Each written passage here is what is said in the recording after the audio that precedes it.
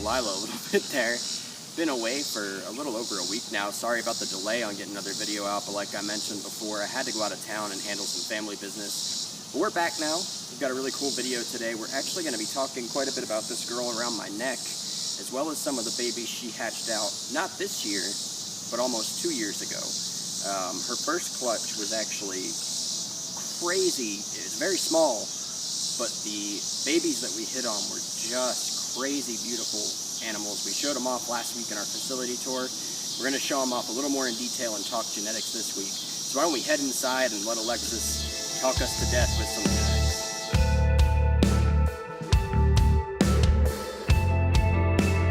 Alright guys, so we're back inside. Still got Delilah out because we do have to start off by talking about her, since she was the mother of the clutch we're going to be looking at. And when we say clutch, you know, obviously these babies that we're going to be talking about are actually almost 2 years old. So they're not so much babies anymore, but they're still babies to us.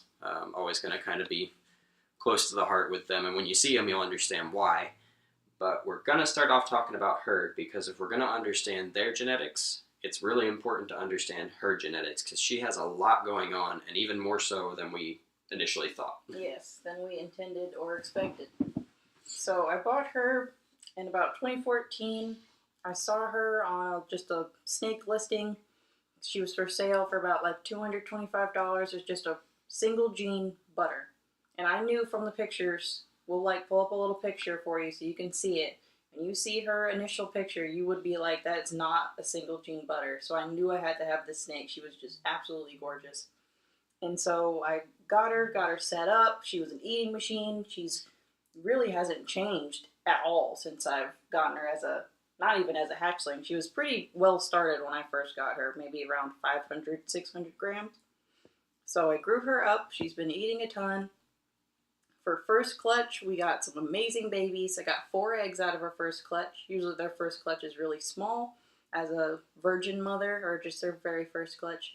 As you can see, since her second clutch was 9 eggs, from 4 to 9 is a pretty big jump. But a lot of mamas will do that, which is great.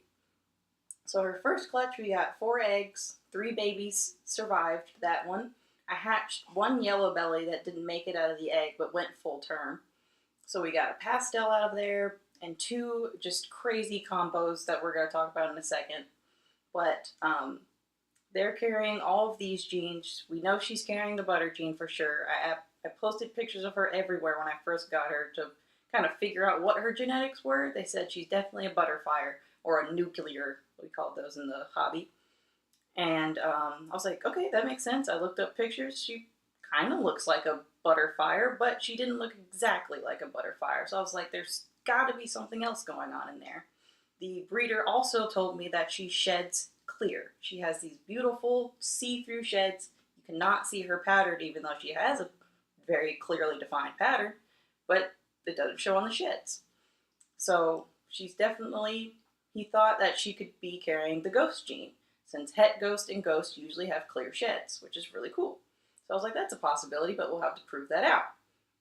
And as you can see with this, our previous clutch, she definitely proved out to be carrying that ghost gene, since we hatched maybe 1 or 2 ghosts. We're still trying to figure out the genetics of some of our recent babies. We're still trying to figure out the genetics of our old babies. It's just a big roller coaster with this mama. So we know that she's got butter, she's got fire, carrying the ghost, carrying the inchy as well, since one of the babies is a super inchy. 1 or 2 of the babies could possibly be super inchy. So we definitely think she's got a lot of extra stuff going on for just to be sold as a single gene butter. So I got a pretty dang good deal on Delilah here. Yeah, and I can't say enough. I don't pick favorites of what we've got here. I mean, I try not to anyway, because I think every snake is very unique, especially in our collection. I think everything has something really special about it. But I'd be remiss to say that she might not be my favorite just because of the amount of surprises that have come out of her over the course of breeding. I mean, to go from buying a single gene butter to ending up with what you then think is a butterfire, to then breeding it out to a super inchy ghost, only to find out that not only was she het for ghost all along, but also she was carrying the inchy gene. She's just been a bundle of surprises, and we can't be more thrilled with her and what she's had to offer. But we can put her up and pull out the snake that we paired her with for the babies we're about to show you, which is Mo. So we'll put her up here and then we can pull him out. So this is Mo. He is the father of our very first clutch. I bought him from a guy named Brian Sharp. He breeds some really nice things. So Mo here is an Orange Dream pastel yellow belly, but also carrying the Fader gene, which is a really interesting gene that not a lot of people really know that much about. It's a gene that is either highly expressed or not expressed very much. As you can see in Mo, he's not expressing the Fader gene as much as his sister, who was listed as an actual Orange Dream pastel yellow belly Fader. It's a big mouthful. So we'll pop up a picture of Mo and his sister, and you can see the vast difference between the two. You can tell why they call it the Fader gene, because she has these huge bands of just erased patches, almost kind of like this, but all over the body. It's really interesting, really pretty snake. So I bought him because he was a little bit cheaper. I needed a male for my very first clutch, and I wanted Orange Dream. It's one of my favorite genes. Works well with almost every gene. Can't think of any genes it doesn't really work well with. So Mo here has also been a really nice genetic surprise because his babies are visual showers of the Fader gene. He doesn't show it, but when we show you his babies, you'll really see why they call it Fader, because they are completely faded out. They have these beautiful, just erased patterns. It's just really amazing when we show you. You just got to see it to believe it. He picks up a little more yellow in this lighting, but honestly, when you see him in person, he's actually got like a really creamy orange to him. Probably could get a good picture of him up on the Instagram at some point. That's true. That'll I feel show like every off. time I'm trying to take pictures of him, he's in shed. But he's not in shed now, so I'll probably grab some pictures of him tomorrow, maybe out in the sun. He's a beautiful boy. He's got a gorgeous Orange Dream tail. Orange Dreams, you can really tell their genetics by their tails. Their tails are always really clean. Have usually cool little ringers and stuff. Still plenty of plans for him, breeding-wise. Definitely. No signs of slowing down. Yeah, sometimes breeders will hatch a male that is more genetically powerful than the father and will end up replacing him. We've kind of done that with Gumby. We won't end up replacing him completely, but Gumby might be able to do some more of the heavy lifting than this guy here. But we'll talk about Gumby's genetics in a little bit. We'll definitely still have a lot of plans for him. We're going to probably try to get some super Orange Dreams out of him in the future. That's definitely our big goal, to get some more supers in the collection. Yeah, we can put him up and start showing the babies. Yeah. Alright, so the first baby that was hatched out from Delilah's first clutch was actually this pastel right here. This is Nitocris. We talked a little bit about her last week in our facility tour. As you can see, like we said, not so much a baby anymore. She's actually right about breeding large. weight. She's been a heck of an eater, but just a basic pastel. Entirely possible she's carrying the Fader, but it's something we'd have to prove out, because if she is, she's much like her father and isn't showing it very visually. Mm-hmm. But definitely a pastel. Nice example of a pastel too. Very yellow. She's got some really nice blushing. She's sitting perfectly still for us, which is crazy because nobody else is going to do that for the rest of the day. Yeah. But you can kind of see all the blushing she's got in here in the sides. Her head's not as light as some pastels, but it's still, still kind of that pastel head. But overall, a nice example, and didn't carry a single gene from Delilah. So no, that was kind of a difference. The other baby that was hatched out, I believe we mentioned before, was a yellow belly single gene that didn't end up making it. So she was one of two single gene animals that would have come from that clutch. But yeah, big baby, takes her mama's appetite. Yeah, man. She's been a non-stop eater. She just eats constantly. And we're really excited. We have a lot of cool future plans with her. We're going to start pairing her up with some of our cool guys. Maybe might put her back to Mo. Maybe try to get some... I don't know what we're going to do with her. But the possibilities are really endless with a pastel. Pastel really enhances a lot of cool genes. So we can really put her with anything and it'll end up really nice.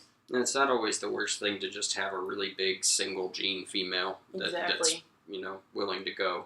and I don't think we're going to have a problem once we start pairing her, which probably will start happening pretty soon. Yes, that is one cool thing about ball pythons. They can breed year-round. They don't have a season where they need to be cooled. Like colubrids, they usually go through a cool-down period, warm back up, breeding, all that stuff. So there's kind of a one-time-a-year thing, even though they can have multiple clutches, which is pretty cool. But you can breed these guys any time of year, so we'll start pairing these guys up in either this month, the next couple months, anytime, whenever they're ready. Not much more to say about her, but a lot to say about the next two. So we're going to go ahead and put her up and pull them out, because this might take a minute. Yeah. Alright guys, so baby number 2 here, Delia. And Delia is where the genetics of these particular snakes start to get kind of crazy. As you can see, looks nothing like just the normal pastel.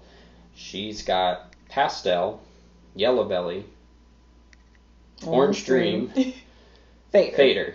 Yeah, and it's hard for me to even keep it straight at this point. It's a mouthful.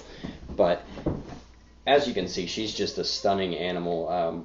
We've had multiple opinions on what she is, but so far that's going to be our closest guess. Obviously, till we breed her out, we're not going to really have a clear picture of that. We've got some plans to try to prove her out actually this coming season, but still going to take some time, especially since it'll be her first clutch. It'll probably be a little smaller, and we may not get a clear picture of everything that's going on, but just based on what we can see visually and the information we had available at the time, that recommendation and what we just listed off actually came straight from Justin Kobilka. He was actually the one to take a look at the pictures we had.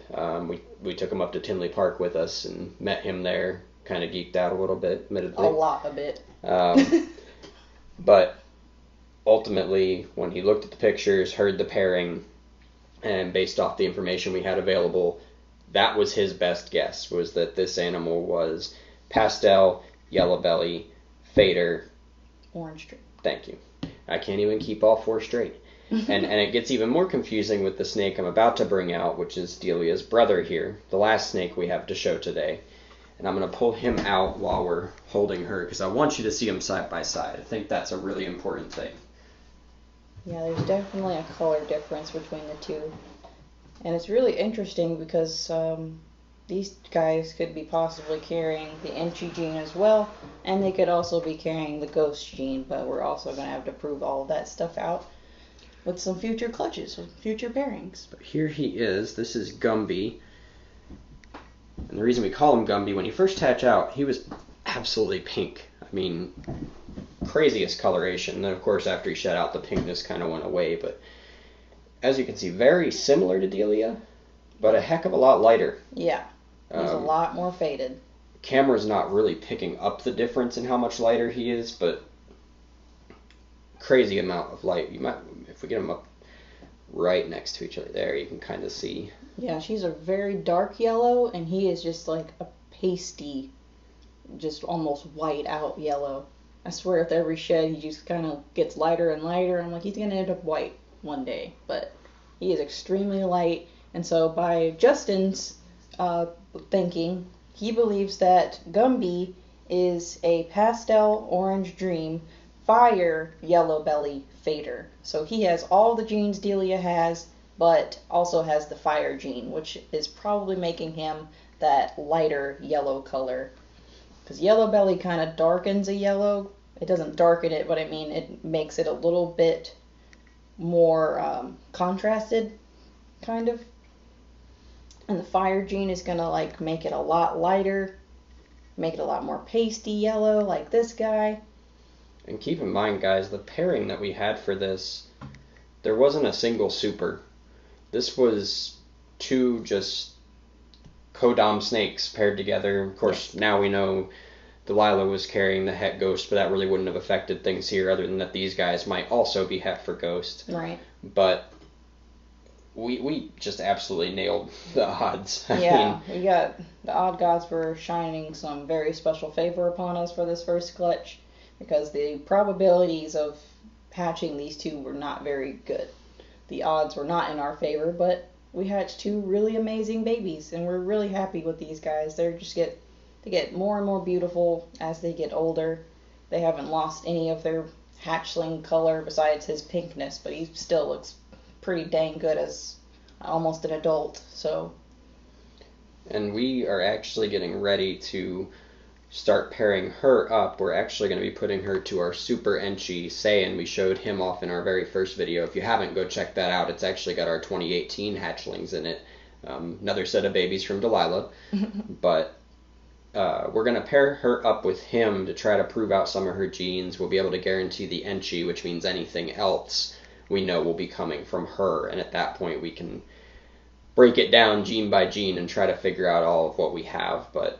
And it helps with the odds a little bit, pairing up with the super, so we're not having 1 in 128 odds of hatching something. So it'll make it a lot easier for us to try to prove out some genetics if we can actually hatch some things that we need to.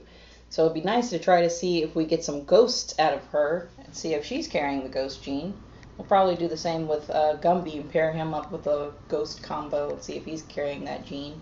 But it might be a thing we prove out over a year or over a couple years, because maybe in the first clutch we don't hatch a ghost, but maybe in some of the other clutches down the line, one ghost might pop out. So we'll definitely be spending some time trying to prove out these genetics, but it'll be really exciting and really fun. Ultimately, though, 2 powerhouses that we've got here on the table today. That's why they're sticking with us. And if you guys like what you see here, it'll only be a matter of time before these guys will be producing some powerhouses that we'll probably have up for sale. So. For sure. It's going to be fun trying to pick holdbacks out of those clutches, though. I won't keep everything, but we'll try to save some for you guys, too. Alright, guys, so we hope you enjoyed that picture into the genetics of Delia and Gumby and everything going on with Delilah at this point. You know, that's a video we've wanted to put together for a long time, just because we want to hear what you guys think of those 2 animals. What genes do you see? What don't you see, I guess, because we've gotten several different opinions, and some people think they see butter, and other people say, no, there's definitely no butter there. So be curious to hear what our YouTube followers and our YouTube community think about those 2 animals. Let us know in the comments what you think. Next week, I think we're going to bring you a video that's a little less about these guys. Obviously, we'll still have to show off some snakes, because you can't come to a snake channel and not see some snakes, right? Right. But we're going to focus a little more on us next week, what this hobby's about for each of us, what we ultimately want to achieve with this hobby and with this business, what our goals are, future plans. Just get a little more personal, let you guys know who we are so that you have a better picture of who you're watching week to week. But can't thank you all enough for the overwhelming show of support already. Definitely. Please, if you liked the video, hit the like button down at the bottom. Feel free to subscribe to see more of this cool stuff. Share it with your friends, maybe. They think they would like it. That too. And we will catch you all next week. See you guys later.